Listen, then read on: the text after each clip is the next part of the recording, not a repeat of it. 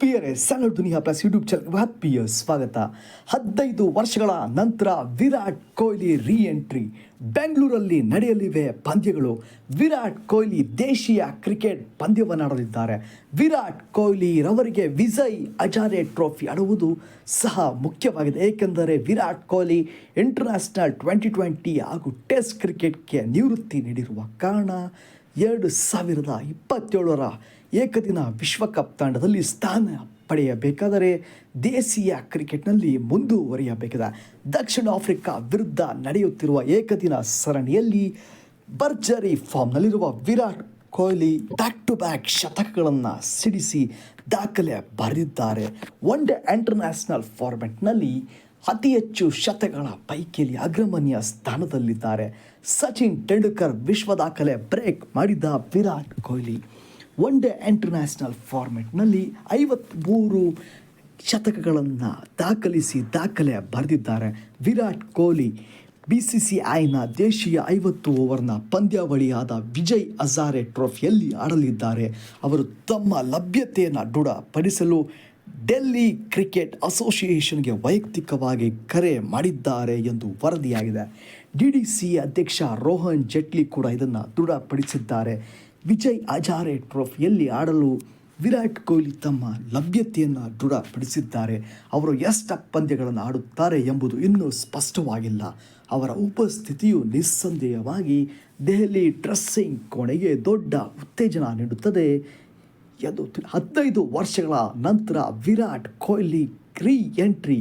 ದೆಹಲಿ ತಂಡವು ಡಿಸೆಂಬರ್ 24ರಂದು ಬೆಂಗಳೂರಿನಲ್ಲಿ ಆಂಧ್ರ ಪ್ರದೇಶದ ವಿರುದ್ಧ ವಿಜಯ್ ಹಜಾರೆ ಟ್ರೋಫಿಯ ಅಭಿಯಾನವನ್ನು ಪ್ರಾರಂಭಿಸಿದೆ. ತಂಡವು ಟೂರ್ನಿಯಲ್ಲಿ ಒಟ್ಟು 6 ಪಂದ್ಯಗಳನ್ನು ಆಡಲಿದೆ. ಇತ್ತ ವಿರಾಟ್ ಕೊಹ್ಲಿ 15 ವರ್ಷಗಳ ನಂತರ ವಿಜಯ್ ಹಜಾರೆ ಟ್ರೋಫಿಯಲ್ಲಿ ಆಡಲಿದ್ದಾರೆ. ಅವರು ಕೊನೆಯ ಬಾರಿ 2010ರಲ್ಲಿ ವಿಜಯ್ ಹಜಾರೆ ಟ್ರೋಫಿಯಲ್ಲಿ ಆಡಿದ್ದರು. ಕೊಹ್ಲಿ ತವರು ದೆಹಲಿ ತಂಡದ ಪರ ಆಡಲಿದ್ದಾರೆ. ಈ ವರ್ಷದ ವಿಜಯ್ ಹಜಾರೆ ಟ್ರೋಫಿ ಡಿಸೆಂಬರ್ 24ರಿಂದ ಜನವರಿ 18ರವರೆಗೆ ನಡೆಯಲಿದೆ. ವಿರಾಟ್ 2 ಪಂದ್ಯಗಳನ್ನು ಆಡಬಹುದು ಎಂದು ಹೇಳಲಾಗುತ್ತದೆ. ಬೆಂಗಳೂರಿನಲ್ಲಿ ಆಡಲಿದ್ದಾರೆ ವಿರಾಟ್ ಕೊಹ್ಲಿ. ಆದರೆ ಅಭಿಮಾನಿಗಳಿಗೆ ಮಾತ್ರ ಈ ಪಂದ್ಯಗಳಿಗೆ ಪ್ರವೇಶವಿಲ್ಲ ಎಂದು ಹೇಳಲಾಗಿದೆ. ಈ ಪಂದ್ಯಗಳು ಪ್ರೇಕ್ಷಕರಿಲ್ಲದೆ ನಡೆಯಲಿದೆ. ಜನವರಿಯಲ್ಲಿ ಭಾರತ ತಂಡ ನ್ಯೂಜಿಲೆಂಡ್ ವಿರುದ್ಧ 3 ಏಕದಿನ ಸರಣಿಯನ್ನು ಆಡಲಿದೆ. ಈ ಕಾರಣದಿಂದಾಗಿ ಅದಕ್ಕೆ ಮೊದಲು ಕೆಲವು ಪಂದ್ಯಗಳನ್ನು ಮಾತ್ರ ಆಡಲು ವಿರಾಟ್ ಕೊಹ್ಲಿ ಲಭ್ಯರಿರುತ್ತಾರೆ. ವಿಜಯ್ ಹಜಾರೆ ಟ್ರೋಫಿ ದೆಹಲಿಯ ಪಂದ್ಯಗಳು ದೆಹಲಿ ವರ್ಸಸ್ ಆಂಧ್ರ ಪ್ರದೇಶ್ ಡಿಸೆಂಬರ್ 24ರಂದು ಬೆಂಗಳೂರಿನ ಆಲೂರು ಗ್ರೌಂಡ್ನಲ್ಲಿ ನಡೆಯಲಿದೆ.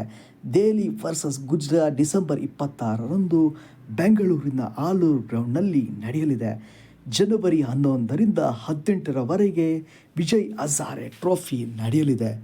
ವಿರಾಟ್ ಕೊಹ್ಲಿರವರು 2027ರ ಏಕದಿನ ವಿಶ್ವಕಪ್ ತಂಡದಲ್ಲಿ ಸ್ಥಾನ ಪಡೆಯಬೇಕಾದರೆ ದೇಶೀಯ ಕ್ರಿಕೆಟ್ನಲ್ಲಿ ಮುಂದುವರಿಯಬೇಕಿದೆ.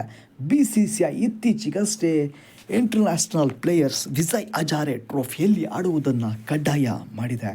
ಕರ್ನಾಟಕ ರಾಜ್ಯದ ಎಲ್ಲ ಪ್ರಚಲಿತ ವಿದ್ಯಮಾನಗಳು, ಸ್ಯಾಂಡಲ್ವುಡ್ನ ಎಲ್ಲ ರೋಚಕ ಲೇಟೆಸ್ಟ್ ಅಸ್ಟ್ರಾಲಜಿಕಲ್ ಬಿಟ್ಸ್ಗಾಗಿ ನಿಮ್ಮ ಯೂಟ್ಯೂಬ್ ಚಾನಲ್ ಸ್ಯಾಂಡಲ್ವುಡ್ ಪ್ಲಸ್ಗೆ ಸಬ್ಸ್ಕ್ರೈಬ್ ಆಗಿ. For latest stand water flights and con of industry ಟೆಲಿಸಿಯಸ್ಟ್ರಿ astrological industry subscribe to YouTube channel Sandalwood. ಪ್ರಿಯರೇ, ಸ್ಯಾಂಡಲ್ವುಡ್ ದುನಿಯಾ ಪ್ಲಸ್ ಯೂಟ್ಯೂಬ್ ಚಾನಲ್ಗೆ ಆತ್ಮೀಯ ಸ್ವಾಗತ. 15 ವರ್ಷಗಳ ನಂತರ ವಿರಾಟ್ ಕೊಹ್ಲಿ ರೀ ಎಂಟ್ರಿ. ಬೆಂಗಳೂರಲ್ಲಿ ನಡೆಯಲಿವೆ ಪಂದ್ಯಗಳು. ವಿರಾಟ್ ಕೊಹ್ಲಿ ದೇಶೀಯ ಕ್ರಿಕೆಟ್ ಪಂದ್ಯವನ್ನಾಡಲಿದ್ದಾರೆ.